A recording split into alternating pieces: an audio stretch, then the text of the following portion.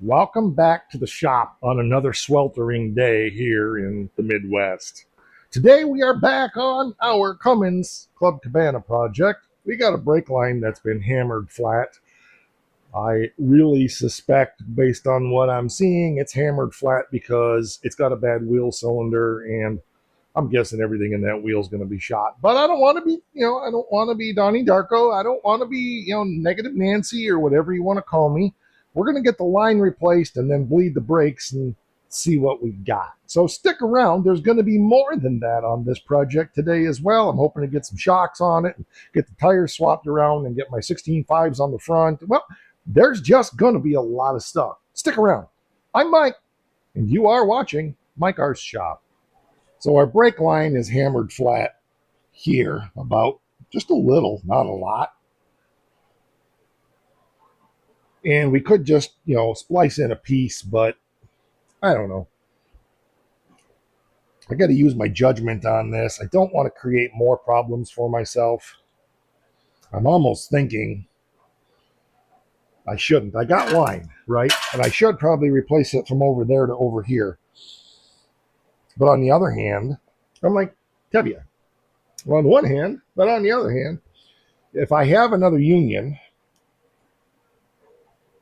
maybe it makes sense to just, there's enough line here, I could stretch it out and see what it would take. I only need to cut out about an inch.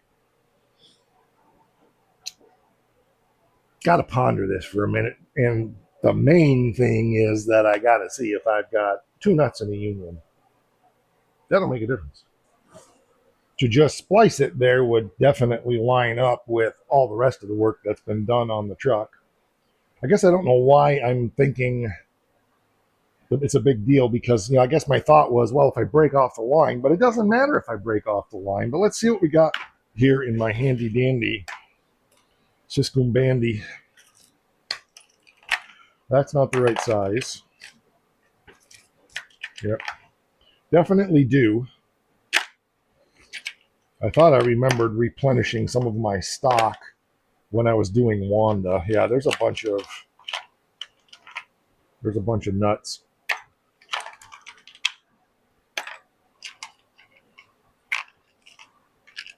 So I guess I have more than two nuts.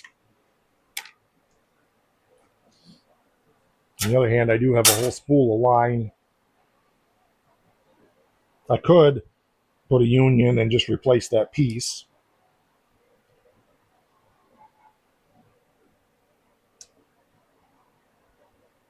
I'm just being lazy is what it is. All right, let me ponder this. It requires thinking. And it hurts. So I think what I'm going to do is take my cutoff wheel and just zip it off at the nuts on both sides. I got the nuts loose, so we're in good shape there. And line is cheap, probably cheaper than fittings. And that way I'll have two more fittings for the future when I want them. I'll just use new fittings on this now. But I think that's going to make the most sense. So I'm going to get out my cutoff wheel and that off, take the nuts out, bend the new line up, and we're done with it. So there you go.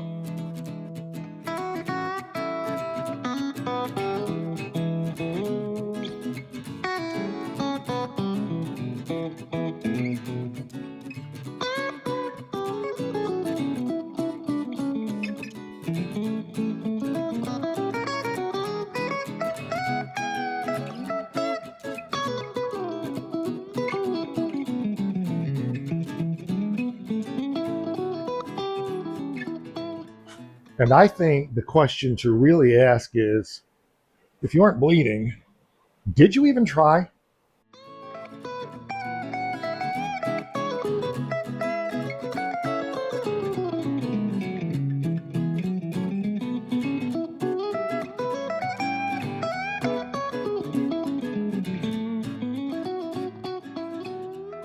And here's a pro tip. If you have something like my MKS UTMS, Universal Tool Mounting System, keep a belt handy to create a handle so that it's easier for you to pick stuff up and move it around. That's all I'm saying.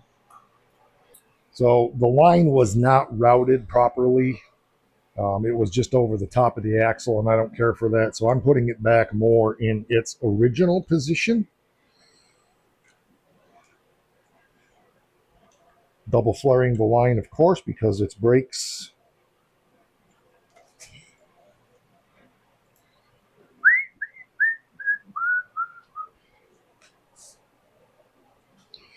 I often wonder how many thousands of brake flares I've done in my life. It does kind of upset me a little bit, but I seem to have lost my handle. I've only had this brake flaring tool since I was 17 years old. I'll be 60 here very shortly. I'm sure it's around, but we have other stuff that'll work.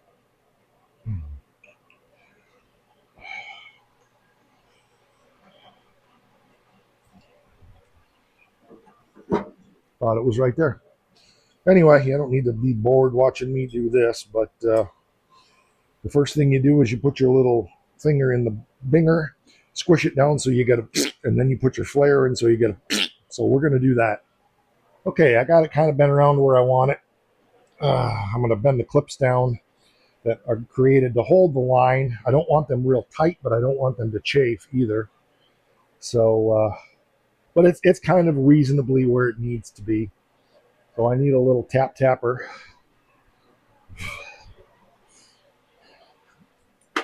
Uh, just to get them in a reasonable facsimile.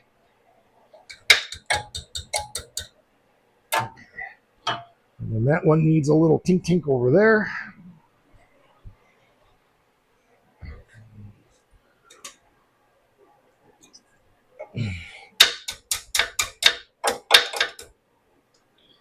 Okay, and then I want to just bend that line out away from that spring just a touch, just a skosh.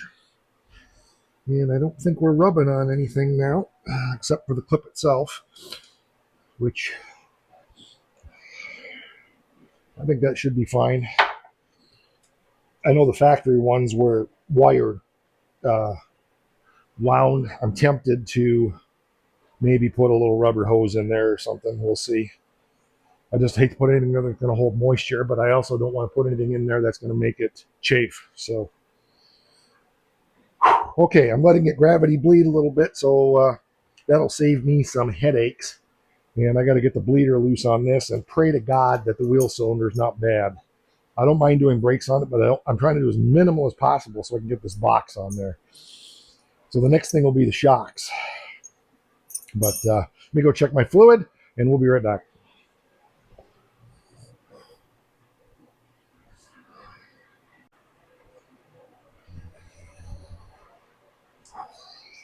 Well, the good news is the line is done. The bad news is the wheel cylinder shot, and who knows what else. So unfortunately, that means I got to tear this all apart.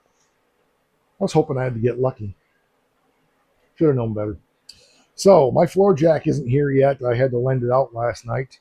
One of my employees' girlfriend had a flat tire and didn't have a jack or a spare, so I gave him a spare and a jack, and they went off and got it. So he's bringing it back here soon. I could do this with my bottle jack, but I think I would rather have my floor jack. So I'm going to take a lunch break, and then after lunch, we'll be right back after it.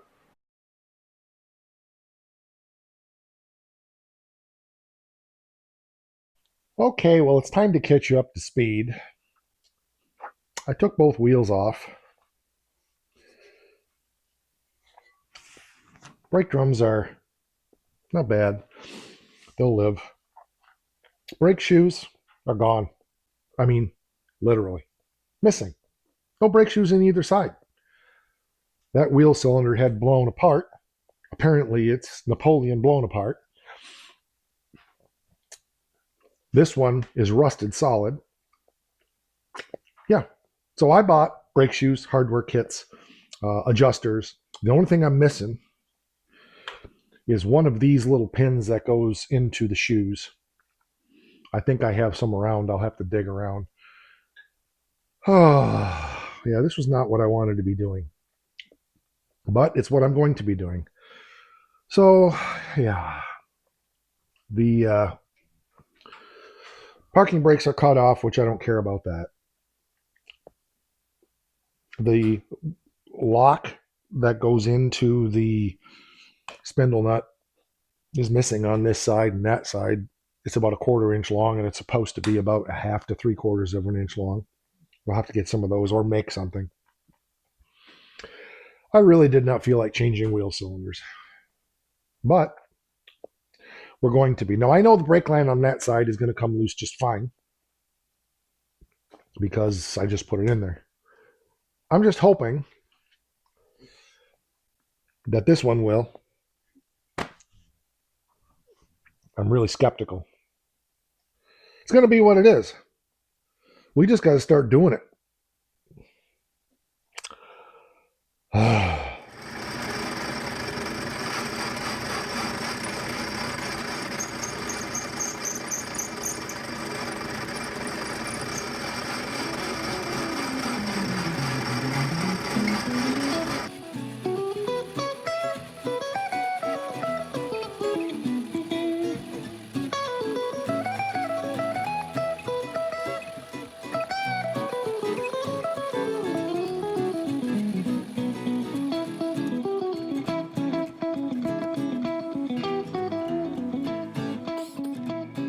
Drums are absolutely shot, so we're going to get drums for it. But they'll work for now, so it'll at least have more brake so I can get it up and get the front end aligned. I got to get the other side together. It was missing one of the pins like this that goes into the wheel cylinder. This is a little different one, but I just turned it down in the lathe to be the right diameter. It fits the shoe fine. It's going to work. The length from the back to the face here is identical. I measured it, so it'll work. It's just a different design, that's all. This is off of a B-body Mopar. No big deal. It'll work fine. So anyway, I'm going to get the other side put together here, and then we'll go from there. So there we go. I'm going to get after this one. We'll be back in just a few minutes.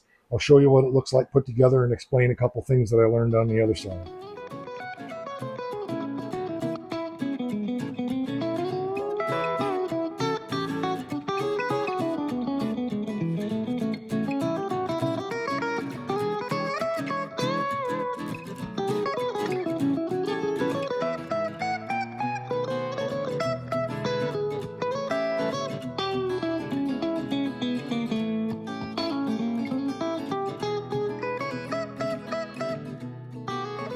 Okay, back together. I don't have the self-adjusters on yet because this unit up here is messed up. I'm going to take care of that when I take it back apart and put the new drums on, so I'm not worried about that. I'm going to get them adjusted close. Whoever came up with these J-hook design should be, they should have an Eskimo pie. Yeah, there you go. I'm going to take them for an ice cream cone. Wow. Those things are miserable. The first one, I fell right in.